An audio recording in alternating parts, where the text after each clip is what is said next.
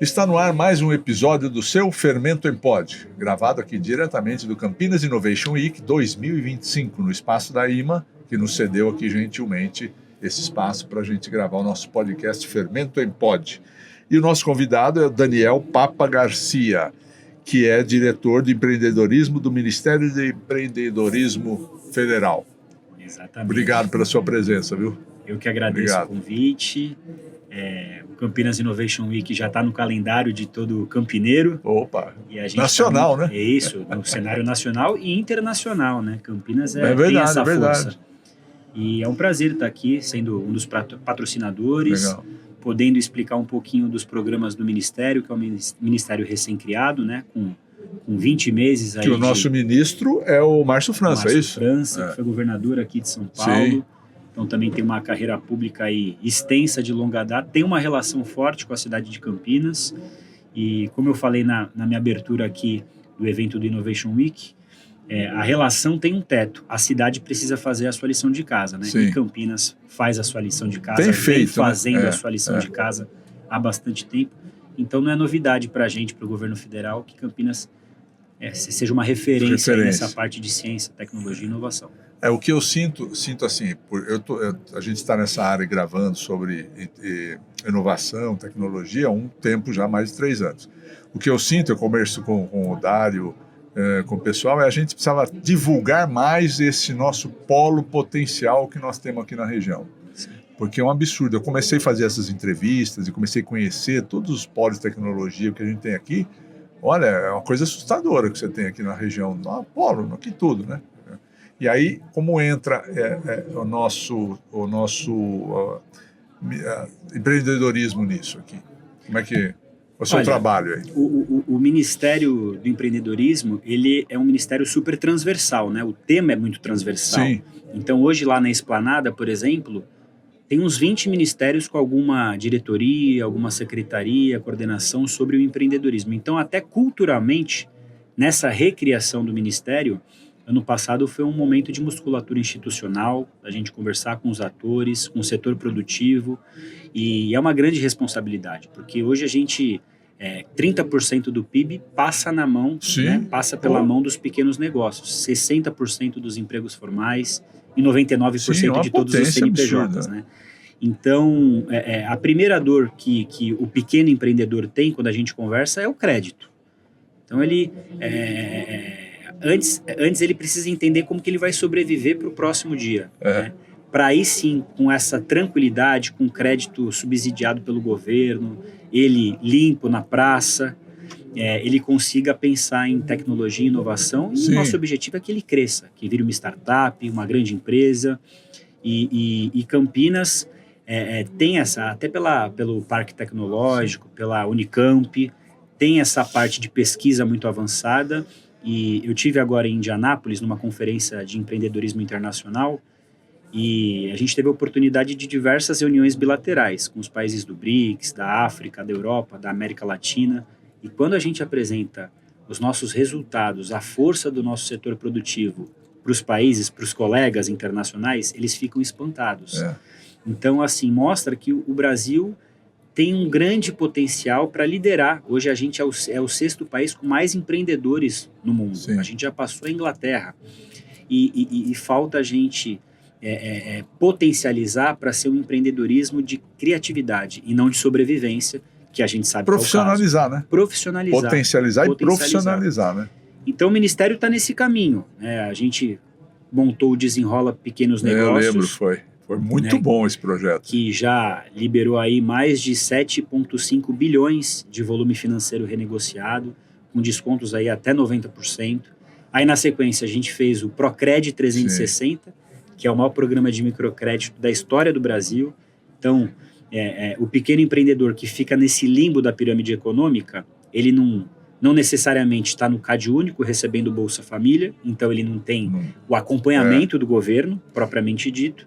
E ele também não tem ainda uma grande garantia para dar para o banco. Ele passa na porta do banco e ele fala, isso daí não é para mim.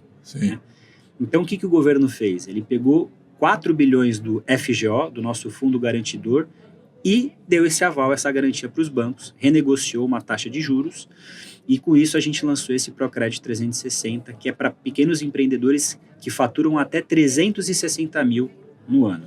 Então é para MEI, que é 82 mil, e ME, que é 360. Bom. Porque quando a gente fala do Pronamp e tal, quando a gente explode a planilha, a gente vê que é um crédito para empresas maiores. Sim. Então o pequeno sempre fica encostado.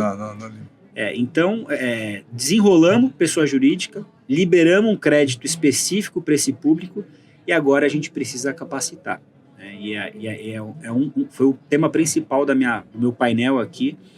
A gente está fazendo uma continuação de um programa chamado Pé de Meia, que hoje é um grande programa, é o maior programa de transferência de renda do governo federal, tirando o Bolsa Família. Então a gente vai fazer uma capacitação dos jovens que saem do terceiro ano do ensino médio para os institutos federais, que são quase 700 aí espalhados pelo Brasil. A gente quer que esse jovem, se ele não ingressar na universidade via Enem, que ele se capacite com o futuro do trabalho. Inteligência artificial, impressora 3D, e com isso que ele ganhe um benefício, uma bolsa para ele conseguir trazer dinheiro para casa, para a família, para ajudar na renda, mas também ser acelerado pelo governo federal, né, passando por uma triagem. Não só dar o peixe, né? Ensina a pescar também, né? Vai dando peixe, mas ensinando a pescar até ele aprender. E o jovem tem essa facilidade de estar mais conectado, nasce com o celular. Então, assim, tem muita coisa acontecendo. O Ministério, ele veio para ficar, independente do governo, né? Essa é a nossa luta.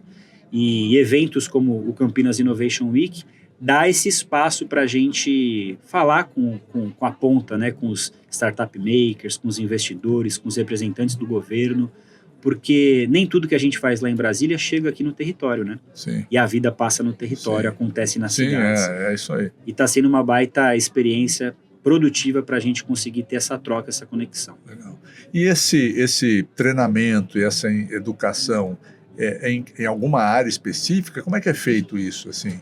Nós construímos junto com o MEC, é uma parceria feita com o Ministério da Educação, chamada Pé no Futuro. O Pé de Meia é para combater evasão escolar no ensino médio. Perfeito. E na sequência, a gente vai fazer o Pé no Futuro, que é mais para uma educação profissionalizante. Sim. A gente montou uma trilha de aprendizagem focada em futuro do trabalho, tecnologia e inovação. Como eu falei, inteligência artificial, piloto de drone. O que a demanda está pedindo, né? Programação, letramento digital, que a gente sabe que é muito importante. Eu me considero uma pessoa com letramento digital, mas o TikTok é uma plataforma de monetizar. Sim. Eu não sei muito bem mexer no TikTok, eu precisaria de uma capacitação de um letramento digital. Então, a tecnologia ela muda muito rápido. Sim. E a gente precisa estar se adaptando para cada vez mais evoluir. Então, são 160 horas aula de curso no total, 3 etapas, uma etapa de incubação, aceleração e a terceira fase, monitoramento, que também é muito importante. Não basta a gente dar a bolsa, dar o valor da aceleração e a empresa não performar. Nós queremos vai ser uma plataforma integrada. Senão não vira, né? Não tem resultado. Nosso objetivo é que a pessoa prospere, né? Então, tá bem legal, a gente vai lançar agora em julho. Não lançou, vai lançar agora. Então, eu apresentei aqui em primeira mão no Campinas Innovation Week. Então, vai ser um piloto. Educação, né, cara? Não tem jeito. Se a gente investir tudo que tiver de dinheiro em educação... E o aluno é digital e a escola é analógica. Então, a gente tem que chegar ao caminho do meio, né, para que os nossos... Então, começa em julho, você falou? Começa em julho, legal. O piloto. E a nossa ideia é que, no segundo semestre, em paralelo ao projeto piloto, a gente articule com o Congresso um projeto de lei para que isso saia no orçamento de 2026. E aí a gente consegue, com a fotografia do piloto, comprovar que deu certo. Sim. E aí vamos começar a escalar para aumentar os beneficiários. Mas isso vão ser nas escolas? Como é que você... Nos institutos federais. Nos institutos federais. Terceiro ano se formou, ele faz o Enem. Se no Enem, nessa primeira oportunidade, ele não conseguiu ingressar na universidade, que é 95% dos alunos não conseguem, o que a gente vai fazer com esse jovem? Tem que botar ele está indo para o mercado de trabalho. Aí a gente vai trazer, como se fosse um curso técnico. Profissionalizante. Isso, profissionalizante. A gente vai trazer esse jovem que está indo para o mercado de trabalho sem perspectiva e ensinar como ser um empreendedor, como abrir a sua empresa, dando subsídio aí para ele ter já está na natureza do brasileiro, né? Se der um apoio, né? O brasileiro precisa de muito pouco para prosperar, para criar o seu negócio. a gente é um povo muito plural, muito comunicativo, né? Então a gente tem todos os predicados aí para a gente liderar a própria inteligência artificial, que o mundo só fala disso, né? A gente fica falando da IA como vai acabar emprego, mas a IA também vai qualificar emprego. Então a gente tem que ver o qual... vai trazer outras oportunidades, claro. Claro, como tudo na vida, né? Você já era do mercado? Como é que você chegou aí? Eu vim do setor privado. Eu trabalhei muito tempo no Carrefour, aqui em São Paulo, na multinacional de varejo, né? Aí tive a oportunidade de morar na China.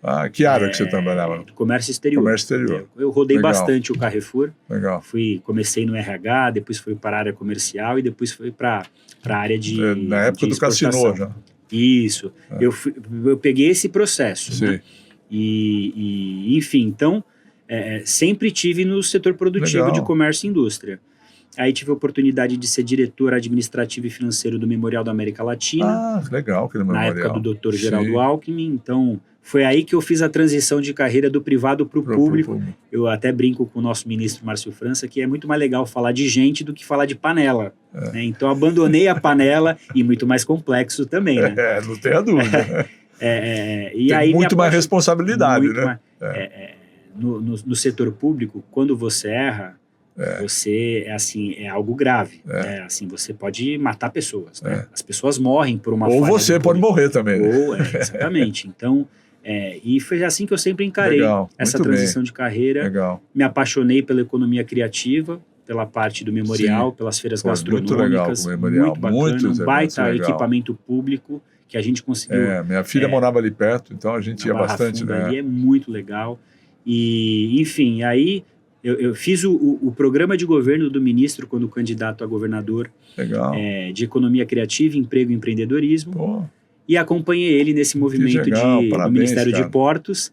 Até brinco com ele que quando ele foi de Portos para o empreendedorismo, ele fez essa troca de ministério, eu fiquei super contente, porque eu falei, olha, eu entendo muito mais desse setor do que o engenheiro lá em Portos e Aeroportos, então eu fiquei muito feliz. E a gente está nessa missão aí, com todas as dificuldades de ser um ministério novo, né? Como todo empreendedor, no ministério não é diferente. Os 24 primeiros meses são decisivos aí para a gente ganhar essa musculatura institucional. E nós estamos no caminho certo, a gente está muito contente. Muito legal, parabéns, viu? Parabéns mesmo, Daniel, parabéns mesmo. Obrigado pelo seu trabalho aí e obrigado porque vocês estão proporcionando e vão proporcionar para o nosso país, né? Porque é o que nós precisamos, né? Educação e ajudar esse povo, né? É entender que a taxa de desemprego do Brasil é uma das menores da série histórica, né? É nível europeu, 6,2%, se eu não me engano. Mas a molecada hoje não necessariamente quer ser um CLT. Não, muito pelo contrário. E não é nem por maldade, eles não participaram dessa briga da segurança previdenciária, eles não foram na rua, eles não sabem o que significa isso. Eles estão no direito deles. E o governo tem que acompanhar. Acho que a criação do ministério é um gesto de confiança do presidente Lula, assim, assim, mesmo sendo de uma outra geração, de uma base sindical, ele entendeu que o futuro do trabalho chegou e o governo precisa estar atualizado. Perfeito. Muito obrigado pela sua participação aqui. Agradeço muito. Obrigado por ter vindo, obrigado por participar aqui da nossa feira. Nas ordens, e ano que vem a gente vai estar aqui novamente. Se Deus quiser. Muito obrigado pelo seu trabalho. Obrigado, gente. Aí, mais um episódio do Seu Fermento em Pod, aqui diretamente do Campinas Innovation Week. Até o próximo episódio.